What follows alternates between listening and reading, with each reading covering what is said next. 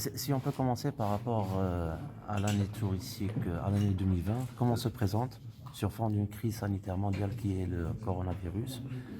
Est-ce que vous avez évalué l'impact sur le tourisme national, notamment pour le groupe Non, le Kenzie? tourisme national, Dieu merci, continue à bien se porter, mais c'est pas le tourisme national qui est le plus important. Je vais vous dire, en deux mots, le coronavirus est un virus qui nous porte un petit peu préjudice. Mais il va surtout toucher deux mois, qui sont février et mars. Et je suis en train de chercher ma petite feuille, dans laquelle il y aura, à mon avis, une perte facilement de 30 à 35 000 clients pour ces 2 mois. Malheureusement, qui étaient les Chinois qui venaient sur le nord ou qui venaient sur Shawan ou Casablanca. Ça, on va les sentir passer. Mais nous allons nous mobiliser avec le ministère du Tourisme et l'Office pour pouvoir essayer de trouver d'autres clientèles pour remplacer cette clientèle. C'est surtout ça. Sur quel marché? Sur plusieurs marchés européens. Par exemple, il y a un avion de la Royal Air Maroc qui était sur Pékin. Pourquoi il ne le mettrait pas sur les États-Unis, comme c'est un avion de Corée? Ça va nous appeler quelques Américains et qui sont très friands du produit Maroc, mais il faut le faire de point à point et non pas avec un hub à Casablanca qui nous bloque à chaque fois. Il faudrait que ce soit du point à point, par exemple Miami-Marrakech, New York-Marrakech, San Francisco-Marrakech et ainsi de suite. Il faut aller de point à point et non pas passer par Casablanca, passer 3 heures, 4 heures, attendre le prochain vol. Vous savez, les gens n'ont pas de temps à perdre. Ils veulent aller en direct. Ok. Vous avez présenté la feuille de route 2020 de la santé. Quels sont les principaux chantiers sur lesquels vous avez travaillé cette année? Il s'agit principalement du virage digital, du développement du capital humain et la formation, la fiscalité, parce que en 2000, pour la loi de finances 2020, malheureusement, il y a eu très peu de choses faites pour le tourisme, et nous essayons de nous débattre là-dedans.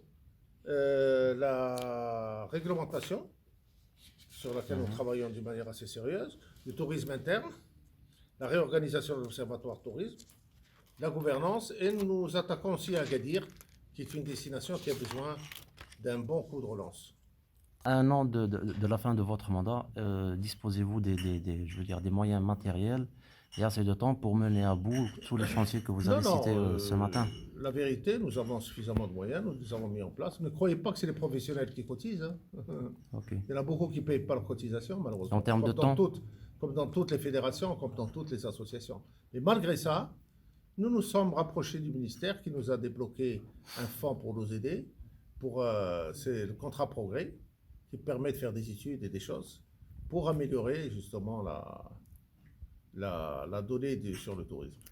La vision 2020 est arrivée à terme, avec tout ce qu'on sait sur les 2020, il n'y a jamais eu de vision 2020. Les défaillances, notamment en termes de gouvernance.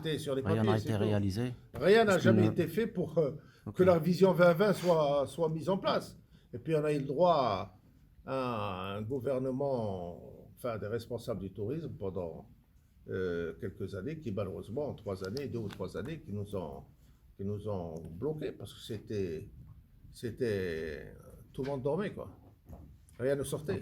Une autre vision en gestation, notamment en partenariat avec le public. Tous ces points-là sont faits en collaboration avec le public. Il y a un responsable public, un responsable privé. Et à nous deux, nous sommes en train de faire du boulot pour essayer d'avancer. Le capital humain va-t-il mieux revaloriser dans le cadre de la prochaine convention collective, notamment sur l'aspect matériel? Parce qu'on sait que le capital humain, c'est la vitrine du tourisme. Vous savez, le capital humain, c'est la base. Hein. C'est la base sur laquelle nous travaillons très sérieusement et avec la convention collective, j'espère qu'on va mettre en place. Nous sommes en train de sensibiliser les gens. Je prends l'exemple sur notre secrétaire général au niveau de la Confédération, qui est Mme Bouissal Garbaoui, qui, elle, s'occupe de toute cette partie de formation. Et d'ailleurs, elle dirige une grande école de formation touristique à Rabat. Et elle s'est penchée personnellement sur toute cette formation que nous sommes en train d'essayer de développer. En termes de salaire? Les salaires, vous savez, il y a toutes sortes de salaires, comme dans tous les métiers. Vous avez du SMIC jusqu'au... vous savez, on a 750 000 emplois, hein, mine de rien. C'est pas une mince chose. c'est 7% du PIB. C'est pas n'importe quoi. Donc, je voudrais qu'on soit quand même assez conscient que le tourisme, c'est normalement la première industrie. Et il faudrait qu'on lui rende un hommage et la remettre là où elle doit être. Parce qu'elle a été abandonnée pendant quelques années, malheureusement.